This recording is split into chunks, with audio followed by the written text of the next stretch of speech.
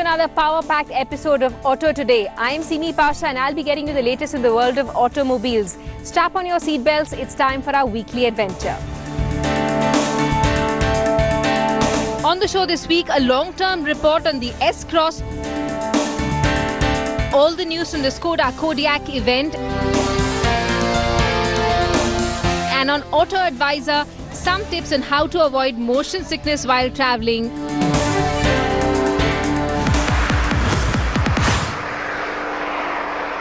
Time now for one of Auto Today's long-term reviews, and Rahul Ghosh tells us about his experience with Maruti Suzuki's S-Cross in the last few months that he spent with the car.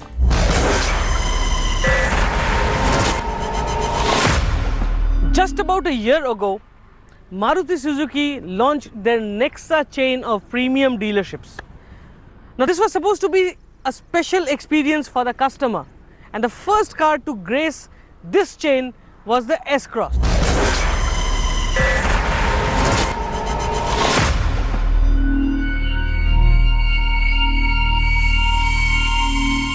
Now, right after the launch, Maruti Suzuki has been gracious enough to give us a car like this for a long-term test.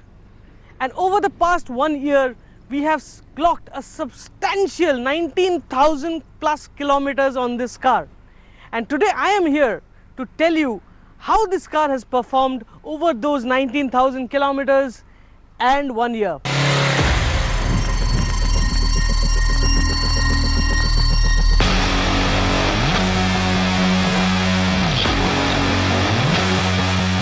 Now, being a premium offering, the S-Cross has actually come with a lot of premium features.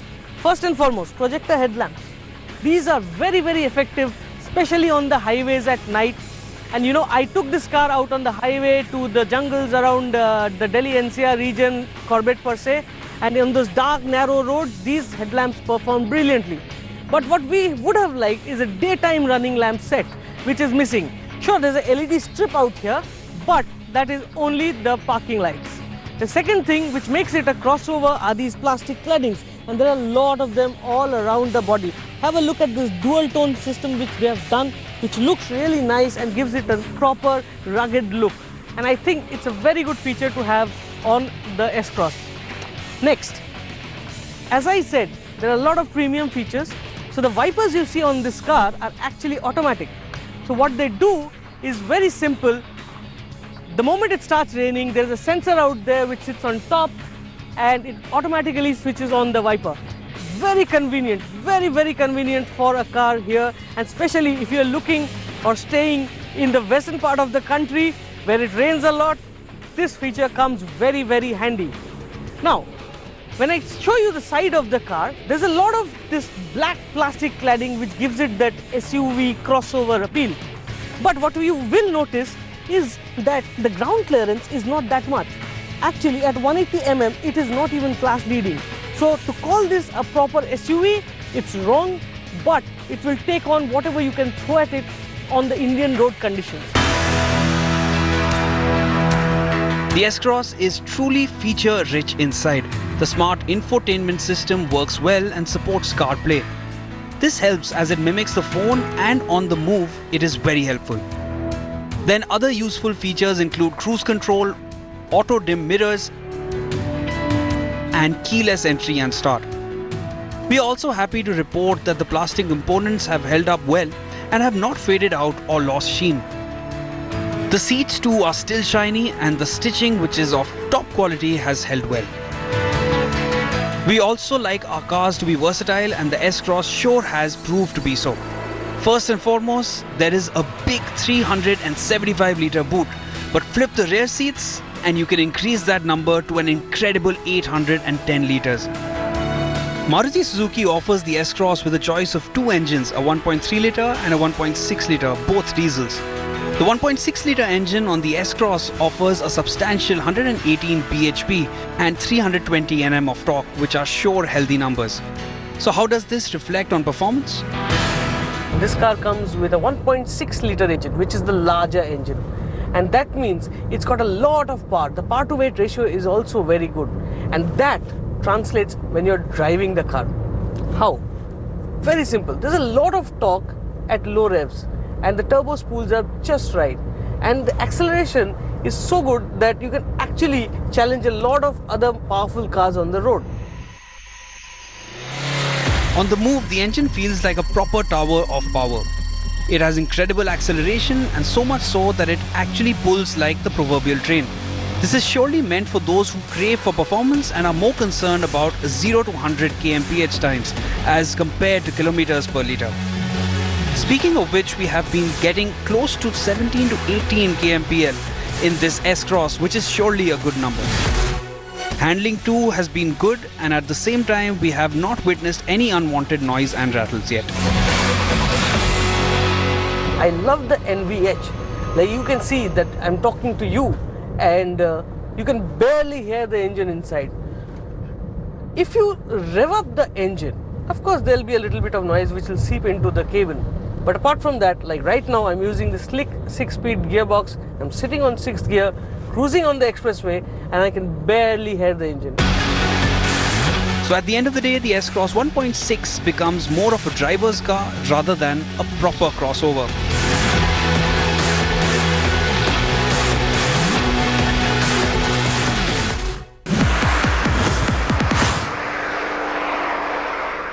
Despite being a part of the Volkswagen family, Skoda doesn't have a proper SUV in its portfolio, but over the last few months, rumours have been doing the rounds and test mules have been spotted.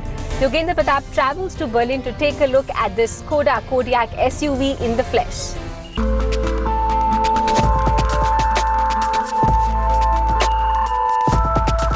After the Yeti, the second SUV from Skoda is the Kodiak. Named after the largest species of bear, the 7-seater SUV will be the flagship of the Skoda range, and though it is smaller than even the Superb in length, it will be positioned just above the large sedan. Skoda Auto has just unveiled its 7-seater SUV, the Skoda Kodiak. This will be the flagship of the brand, and we are here in Berlin at the unveiling.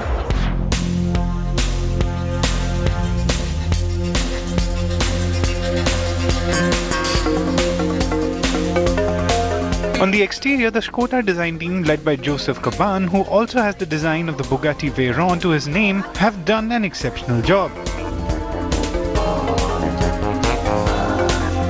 With influence and inspiration taken from Czech design found on the world-famous Bohemian crystals, the Kodiak is sharp and contemporary and looks the part.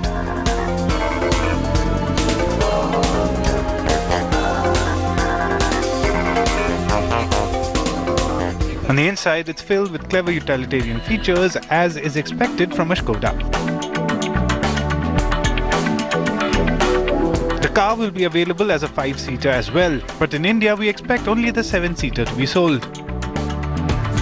The car is available with a choice of 3 petrol and 2 diesel engines from launch, but when it comes to India, expect it to come with a choice of 1 petrol and 1 diesel engine, both of 2-litre capacity. The engines will be mated to a 6-speed manual or a 7-speed DSG gearbox, a new addition to the Skoda range. Although the Kodiak will be available either as a front-wheel drive vehicle or an all-wheel drive option, we expect only the all-wheel drive ones to be launched in India. The car will also be full of assistant and comfort features like a 360-degree view camera system, which is very helpful for reversing in Indian conditions. Besides, the car will also have emergency braking and adaptive cruise control, though how many of these systems will make it to India remains to be seen. Although the car is just slightly longer than its stablemate the Octavia, the amount of space inside is mind-boggling, even though the third row does produce a challenge for slightly taller than average Indian adults. The car will likely launch in the second half of 2017.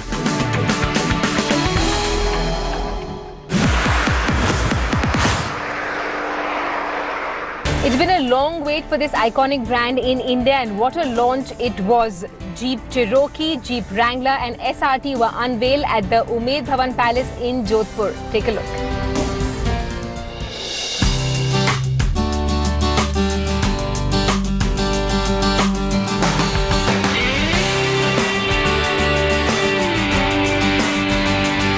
It has been a while since we had been speculating the launch of the Jeep brand in India, and finally, it has happened. The company has launched the Jeep Grand Cherokee and the Jeep Wrangler here in India, and that too in the royal surroundings of Jodhpur.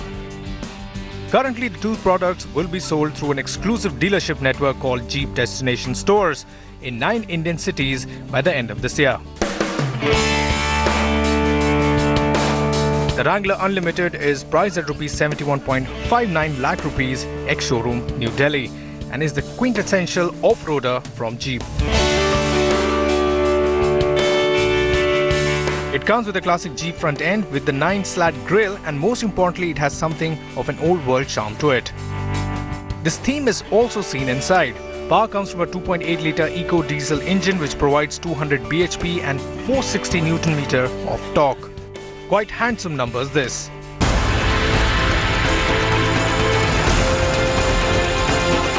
The other car launched is the Jeep Grand Cherokee, which will be available in 3 variants, namely the entry-level Grand Cherokee Limited, followed by the Grand Cherokee Summit.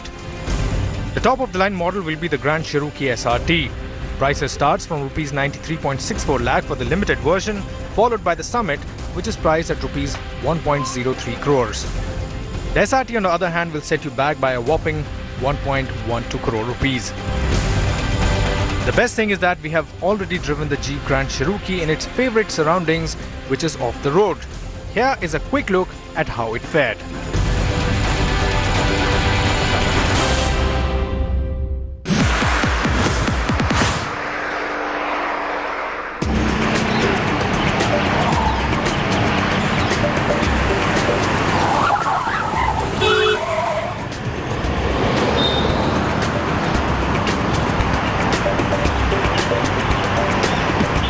Man, this week's advisory has little to do with a car and more to do with how not to get hit by it.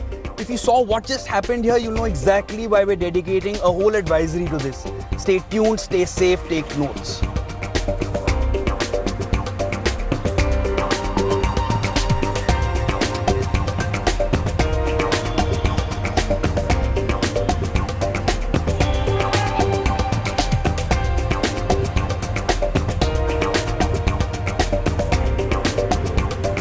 Firstly, don't ever cross the road while you're on the phone. It doesn't matter whether it's your angry boss, upset spouse, or a new friend. Put that phone down and focus on retaining your life by keeping your eyes on the road.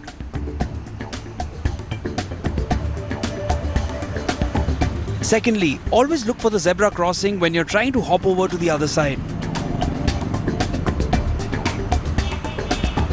If there's no zebra crossing, take the extra time to cross at the corners. Whatever you do, do not cross mid-lane.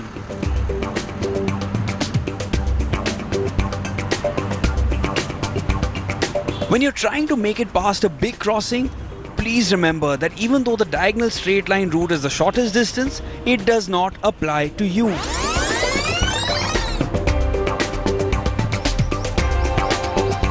You will cross one side at a time and always ensure to make eye contact with those behind the wheel when you're crossing. Next, watch out for cars backing up on roads or driveways. Don't ever cross them from behind. Rather, wait for the car to reverse and continue walking once your safety is ensured.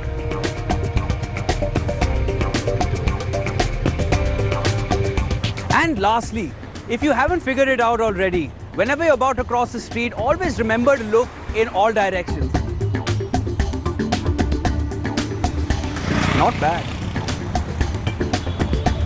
He's finally learned. Oi! What is this?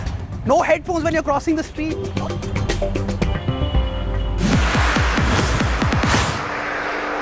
Now, motion sickness is one problem a lot of passengers face when they're out on a long drive. Basically, the body starts feeling nauseous, and the main reason is that there is a discord between what the eyes are seeing and what the body is sensing.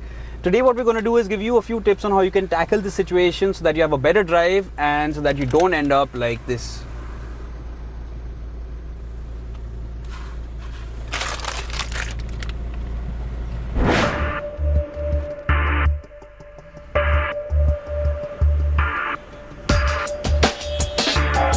Drink plenty of water before your drive so you are well hydrated.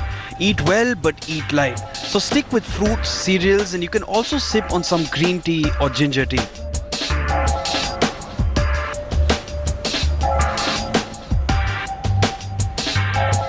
Rest your head against the headrest to keep it as still as possible. This will help to reduce nausea. Simultaneously, you may also ask the driver to drive as smoothly as possible. Focusing on the inside of the car can enhance nausea, so focus on the road instead.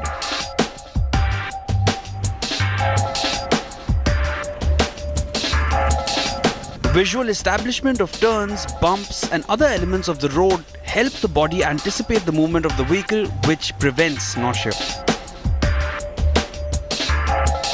Fresh air is considered to be a good remedy for nausea, so roll down the window and breathe deeply. This will also help to divert the mind and help you feel balanced again. So along with these pointers, also keep in mind the following points. Avoid eating oily foods and heavy foods when you're out on a drive. Take a lot of breaks to stretch out the body and balance yourself out. Avoid eating those masala snacks when you're out there. It's not required. Stick with this is not required. Stick with fruits. Stick with fruits when you're eating during your drive, and definitely don't smoke. That will definitely enhance your nausea.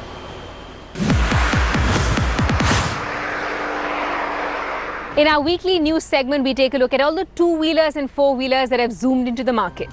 Ducati has brought its most adventurous motorcycle to date, the Multistrada 1200 Enduro, to India. The off-road motorcycle will be available at dealership in Delhi NCR, Mumbai, Pune and Bengaluru, and will cost you around 17.44 lakh rupees ex-showroom Delhi. The Multistrada 1200 Enduro brings together off-road prowess, Ducati's finest electronics and the 1200cc 160 bhp Ducati Testa Strada DVT engine to provide all-terrain capabilities.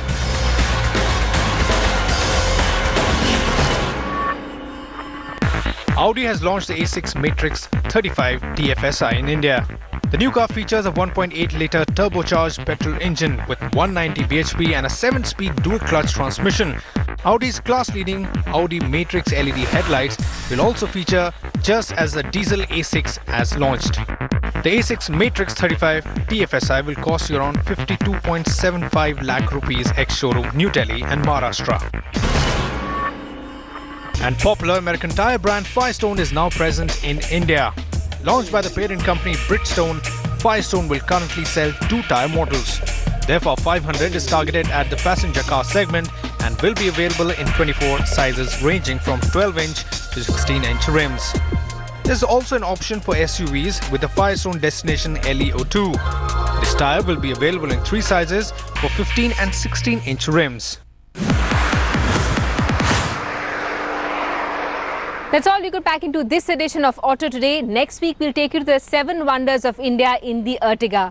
Till then, drive safe and be good.